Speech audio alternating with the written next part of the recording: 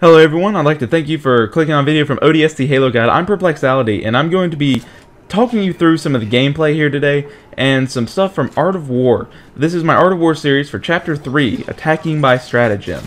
And the Art of War is a very famous tactical book. It's been around for a very, very long time. If you haven't read the first few chapters, please do, because they will apply later in the book. I hope you guys will sit back. It's going to be very great. It'll teach you tactics for not only gaming, but also for things as big as war and small as day-to-day conflicts that you may face. It's great for philosophy, being well learned. It's a great read for anyone to have under their belt, and you can get it free online. So it's all great. I'm reading all this off a free app from my iPhone, if that tells you anything. So I hope you guys will sit back and enjoy it. And we're just going to jump into a few of the quotes. I'm going to elaborate on exactly what they will all mean. So, Sun Tzu said, "In the practical art of war, the best thing of all is to take the enemy's country whole and intact. To shatter and destroy is not so good. So too, it is better to recapture an entire army than to destroy it. To capture a regiment, a detachment, or a company entire than to destroy them." So, in this chapter he talks about how to pick your fights. And he's basically saying the best thing that you can do is not pick a fight. That's what we're going to be learning.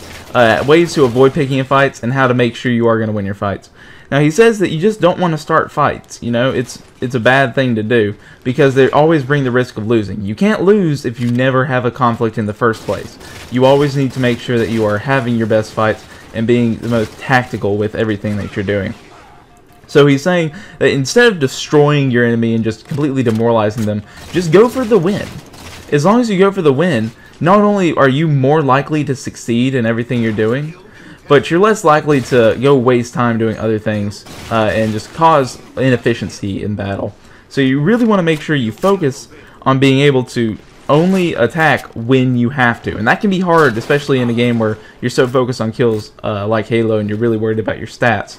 But it is a very important thing because you don't want to be just going into every fight. There's some that you just need to back away from.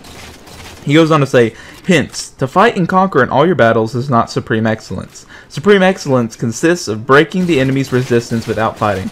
So what's he saying? You need to focus on achieving your goals without firing a single bullet, throwing a single frag, whatever you have to do. And I kind of covered this in the last chapter where I said you want to accomplish your goals as efficient as possible. Well, he's saying that the most efficient way is actually to not have to kill anyone at all.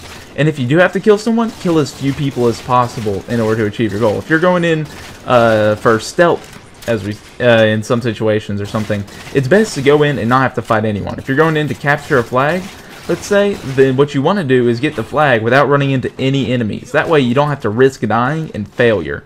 Because you do risk failure when you go that. And he goes on to say, this is kind of important, and it adapts kind of loosely, but he says, "The rule is not to besiege walled cities if it can possibly be avoided. The preparation of mantles, movable shelters, and various implements of war will take up to 3 whole months, and piling up of mounds over against the walls will take 3 months more.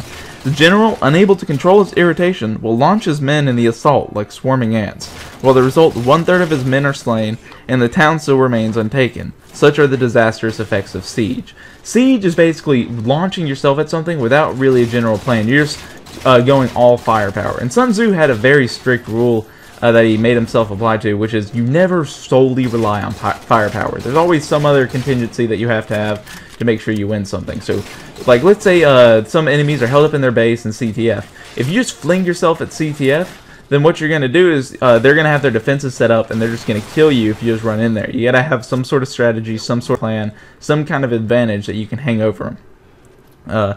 And he actually lists off, I'm going backwards in the chapter right here.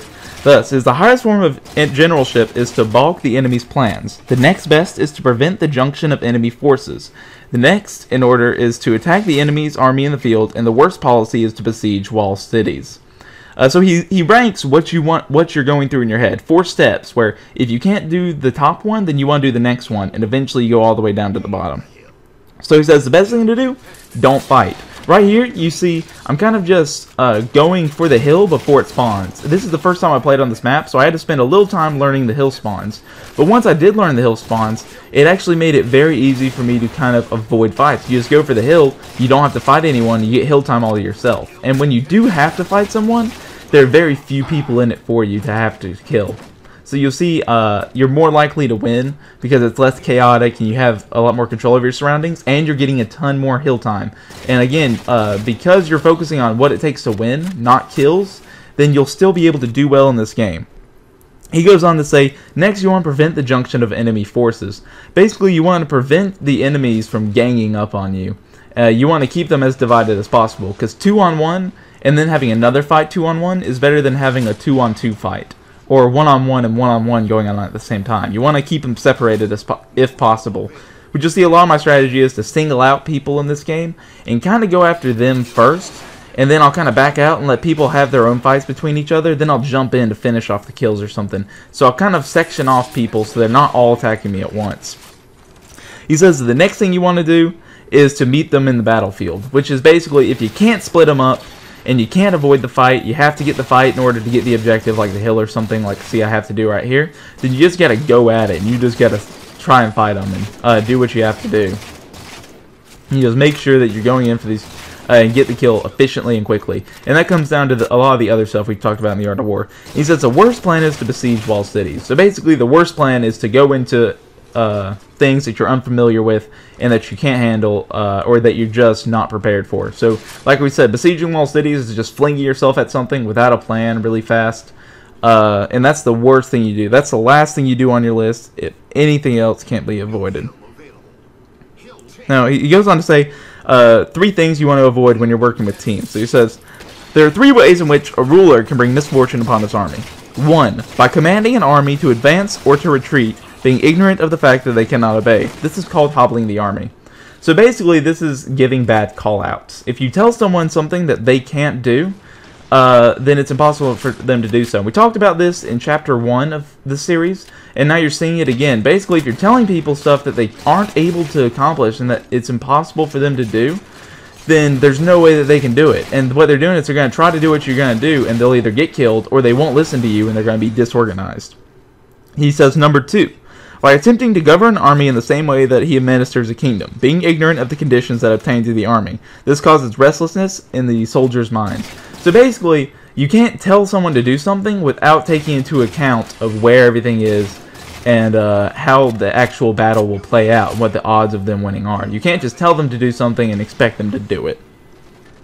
And again, this kind of goes back to hobbling the army. He says, number 3, by employing the officers of his army without discrimination, through ignorance of military principle and its adaptation to circumstance. This shakes the confidence of the soldiers. So basically, if you don't administer your callouts properly, like you don't make sure someone's listening to you and everything, then they're not going to be able to do well. And again, a lot of this is covered in chapter 1 again, and this is just a bit of more of an elaboration, since chapter 1 was a very big introduction. But if people aren't listening to you when they really should be, like you're avoiding hobbling them, then it's your fault because they're not listening to you, and you need to make sure that you maintain discipline over them in their doing what you say. Not in a very authoritative, like mean kind of way, but in a way that makes sure they understand what you're doing and it benefits everyone, you and them. Now, he goes on to go into some of the last things that... Now, the army is restless and distrustful. Trouble is sure to come from other feudal princes. This is simply bringing anarchy to the army and flinging victory away. So if you don't have control over all your dudes, then it's impossible for you to win. So you got to make sure you are able to accomplish it. And then he lists off 5 things that you really want to do in order to make sure you have victory. He says, thus, we may know that there are 5 essentials for victory. 1, he will win who knows when to fight and when not to fight. That's what this is basically talking about. You need to know when to choose a fight. If you don't have to have a fight to take that hill or something, then don't. You don't have to have a fight to take that flag, then don't. Only fight when it is essential for you to be able to move in and rank and win. He says 2, he will win who knows how to handle both superior and inferior forces. So basically, you got to know how to handle. If you have more dudes or something, or you have more firepower or something, you got to know how to handle that. And you also have to know how to handle smaller forces with less weaponry. You have to be able to adapt to both circumstances because both may apply. Like say you have rockets and then you die, you also got to know how to play with your loadout weapon, which may be a BR. He says 3, he will win whose army is animated in the same spirit throughout the ranks. So basically, as long as everyone is listening to callouts and everything and all focused on winning, then you're guaranteed to win.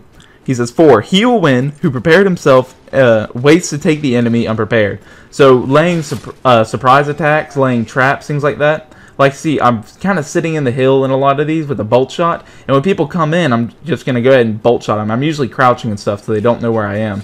Then I'll come in and I'll bolt shot them and get that easy kill. Sometimes it doesn't work, but usually that's, if you implement it right, it will work. Now, he also says, he will win who has military capacity and is not interfered with by the sovereign. And the sovereign in this case would be like a king or an emperor back in the old days. But basically he's saying that as long as you don't have to cross-check anything that you're doing with someone else, like, it's good to be focused on victory, but if you have to run everything you're about to do by someone, then it really interferes with your ability to go out and play because you're being so slow. That's actually one of the downfalls of Hitler in World War II. All the generals had to run their tactics through Hitler. And because of that, he was hobbling them. He wasn't allowing them to act properly and do what they needed to do to win. So in the end, it cost them a lot. It actually cost them a whole war. Because Hitler, if it had all gone to plan, he would have won. Like, he had it this close. So that just tells you how little things like this can change the outcome of huge battles. And the last line, it says, hence, when the saying, if you know the enemy and know yourself, you need not fear the result of 100 battles. If you know yourself, but not the enemy, then every victory gained will also suffer a defeat. If you know neither your enemy nor yourself, you will succumb to every battle. So basically, you want to make sure that you are familiar with how you're going to play and how you should be doing things, and you're also familiar with how other people are playing, because you want to be able to anticipate their actions, which I've talked about in some of my 1v1 gameplay. So I'd like to thank you guys for watching. Comment, rate, and subscribe if you enjoyed this. I'm going to be coming out with more stuff like this pretty soon. We're getting more and more elaborate to this book, but I really hope you guys will stick around because it's really great. I have a lot of fun doing this. This is some great gameplay.